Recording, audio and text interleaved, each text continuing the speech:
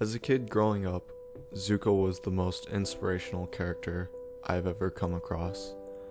I really never saw him as much when I started watching one of the greatest TV shows of all time. Now, I'll be honest, when I was younger, I hated this character. I always thought he was just some basic antagonist, In the beginning, Zuko started off on the surface as a pretty simple villain, or as Zuko puts it, his honor. or as he would like to call it, regain his honor. At 13, Zuko was finally allowed to sit in a war council meeting, When Zuko was 13, he called out a Fire Nation general during a war meeting. but when he spoke out a turn towards a general about how unethical it was to just sacrifice troops, Because of a plan to use soldiers as live bait during a battle. his father was furious. And because of this, Zuko would have to face an opponent in an Agni Kai. Since the meeting was overseen by his father, the Fire Lord, he was challenged to a duel for speaking out of turn.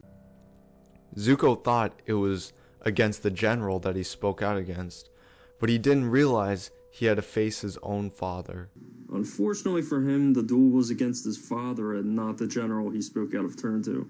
And that left a scar on his face. He was burned violently on the left side of his face He was then banished from the Fire Nation and banished from his country. and lost all of his family, his friends, his royalty, his respect, his dignity. He loses fights, his title, his country, his ship's crew, loses his respect, and he loses his old life. You begin to realize that he isn't an evil person. However, we find that there's quite a bit more to it than that. And that's the beauty of Zuko. And that's the beauty of it all.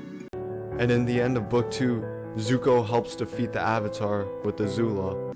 Thanks to his cynical sister, he makes the ultimate mistake in going back to his old ways and subsequently betraying his caring uncle. He should feel happiness and joy.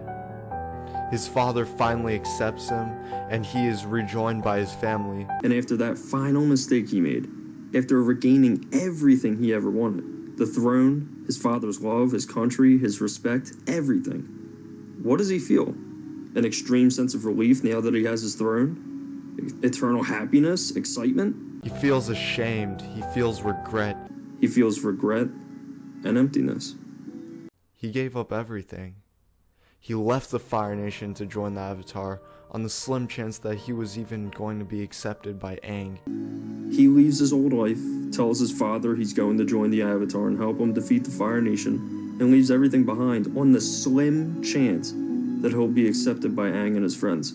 And that's the beauty of it all. And that's the beauty of it all.